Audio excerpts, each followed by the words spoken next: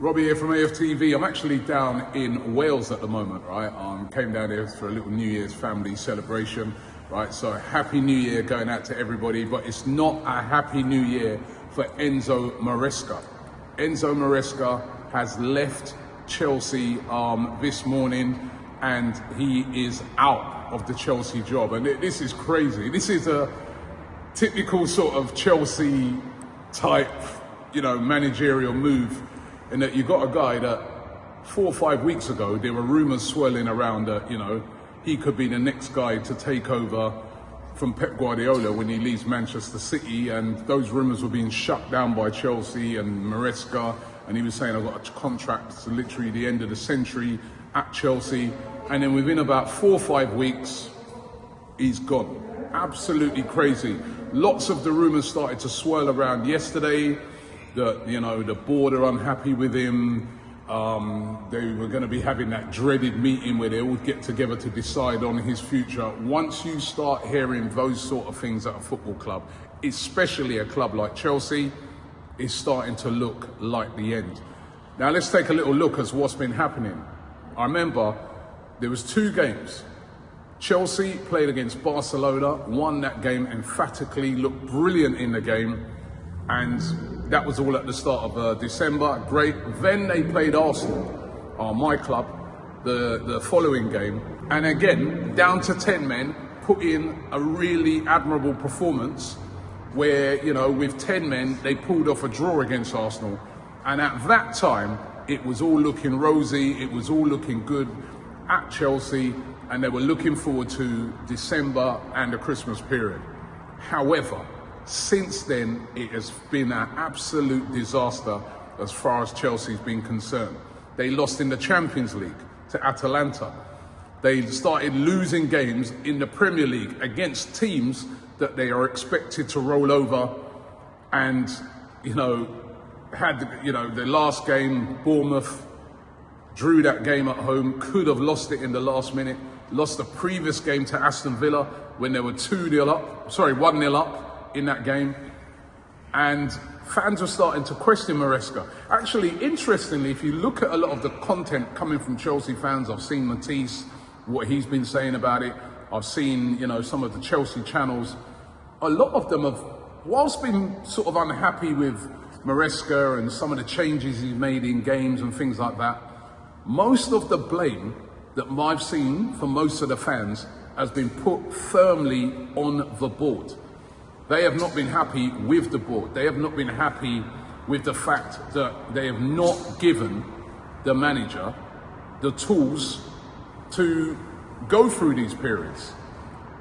And we know that Maresca was really unhappy at the start of the season when Levi Colwill got injured, and he was saying, listen, we need to go and get somebody to replace this player in that centre-back position. The board said no. If we do that, Josh Achimpong's probably going to want to leave. You're going to have to stick with that. And he's got this young squad, good players, but they're young. And this is the period when you need experienced players in there as well. And they have a distinct lack of that. And you've seen it at the back, in particular at Chelsea, where they've conceded loads of goals. You can see it by the amount of yellow cards and red cards they've conceded this season. They've had a lot of self-destruct games. Caicedo, the other day, got an important game that you're going to at the weekend against Manchester City. He goes and gets another yellow card. He's out of that City game. So a real lack of discipline, but a lot of that comes with having lots and lots of young players, and people have been unhappy with the board. What is the aim of this board, is what the fans have been saying. Why are you buying so many young players like Gittins? Do you need to buy these players? Why are you not buying experience? Are you aiming to win the league, or is this just an investment play where you're bringing in all these young players? However, you very rarely see a board being sacked. Normally it's the manager, and that's what's happened in this case. And Enzo Maresca is has left Chelsea with immediate effect. It's not a happy new year for him, and he is out of a job. And what happens now at Chelsea? Who's going to take over? As I said, they've got a very big game away at Manchester City at the weekend at the Etihad. Will they have somebody in charge for that? Who's going to be the next manager coming through that revolving door at Chelsea Football Club. Remember, Maresca only joined in 2024 from Leicester. Who's next? There are lots of rumours that it could be maybe a Leroy Rossignol, who's doing a great job at Strasbourg. They've been flying up the league over there in France. Could it be him? We know Strasbourg's a team very linked with Chelsea. Could it be him coming in to take over? A very young manager himself. He's been doing a great job, but will he be able to cope with the pressures that you get at Chelsea Football Club? Draw a game, lose a game, you're under pressure immediately. That way would happen at Strasbourg. So will he be the right call, or do they go for a more experienced manager? And if they do, who is that manager that they go for? Who will be that person that they bring in? So yet again, it's tough times at Chelsea. Remember this season, last season won the Conference League, then they went on to win the Club World Cup, all of that under Maresca, got into the top 4, but who's going to take over now? And whoever takes over has got a big task. They are not guaranteed, as it stands, to get into the top 4 or 5 in the Premier League. They've got to get their act together fast if they're going to do that, and that would be a disaster for Chelsea if they didn't make that financially.